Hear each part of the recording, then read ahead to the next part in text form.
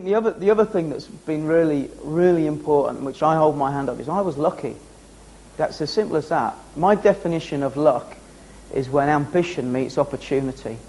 And I desperately wanted to edit The Enemy, never had the chance. When they were interviewing me for the job of The Enemy, they said, would you fancy doing your own magazine? I just leapt at it. Because by this point I'd started to read things like Arena and really was interested in more than just music. The luck stayed with Loaded constantly. For the first 3 years I edited it. I don't know what it was about, but the critics call it the zeitgeist or whatever. I couldn't spell it, never mind explain what it was. But everything we did seemed to coincide with what was going on. And it's best summed up by our star writer, Martin Deason. Martin looks like Billy Bunter crossed with Arnold Schwarzenegger. He's kind of he's got little bottle top glasses, he's got a massive grin, and he's just a totally and utterly lovable guy.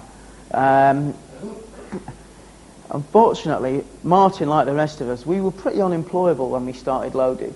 And Martin came up to me after 3 weeks and said, there's a film festival in Cannes. And I said, yeah, I've heard of it. He said, why don't I go there and hang out with film stars? And I said, sounds brilliant, Martin. He said, yeah, well, can I go? And I said, yes, but you have to go as if you were the reader. He said, well, what do you mean?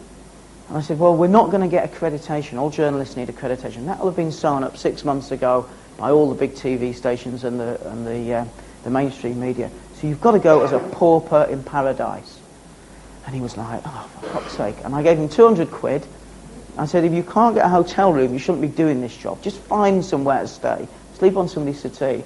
And so he sort of went off a bit begrudgingly on his way to Cannes. 24 hours later, I got a call from Caen. Caen is a little fishing village on the north coast of France. There's not a lot goes on there since the D-Day landings. Cannes is a luxurious place in the south of France. This kind of summed up. This really reflects what it was like dealing with the guy. I was no better, really. We were sort of, it happened despite what we did. Anyway, Martin got down to Cannes, and most of the journalists looked, shirt and tie, and take themselves very seriously. Martin marched up and down the Croisette every day. He had his green shorts on, his big T-shirt with a pint of Guinness on the front. No wonder he couldn't get in anywhere. The Guinness wasn't a design. He just had Guinness all over his t-shirt. And day one he ran back, said, nothing happening yet, but I'm sure I'm going to get there. And every day he filed a report on the phone, nothing happening yet, I'm sure I'm going to get there. Where are you sleeping? Well, there's a very nice view. There's no roof, but it's a beautiful view. And he was roughing it. Day 4, he's since told me he thought he was going to lose his job. At day 4, he went to the hotel bar, the biggest hotel bar, and just got drunk. He was sitting there drowning in sorrows. This guy kind of befriended him and said, hey there, buddy, what are you doing? And the guy in question was a guy called Lloyd Kaufman, who makes a lot of very successful but very, very trashy, straight-to-video films. His movie company is called Troma, and they do films called Class of Newcomb High. And they're terrible, but people buy them. And he said, listen, Martin explained his situation, and he said, I have these tickets, I'm sick of this, I'm off home. Martin opened the tickets, he said, it's top floor of the hotel. He went, pushed the buzzer, went in, the security guards looked at him, showed him the ticket, oh, come in. He opened the door, and the first person he saw was Bruce Willis. Guinness, green shorts.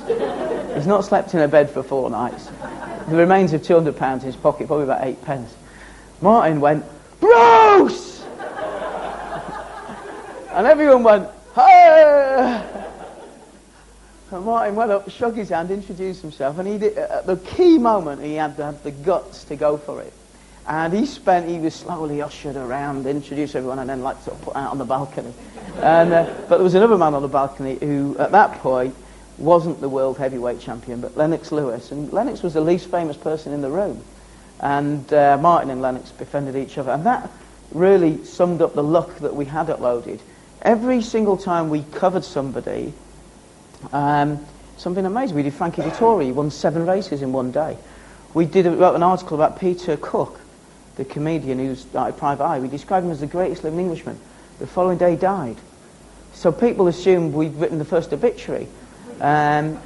we covered the O.J. Simpson car chase before the newspapers picked it up. So we worked so late because we were so incapable of organising ourselves that we were running like a newspaper. There was 3 weeks of lying around eating crisps and a week of desperately trying to write up about which crisps we liked or what clubs we'd been to.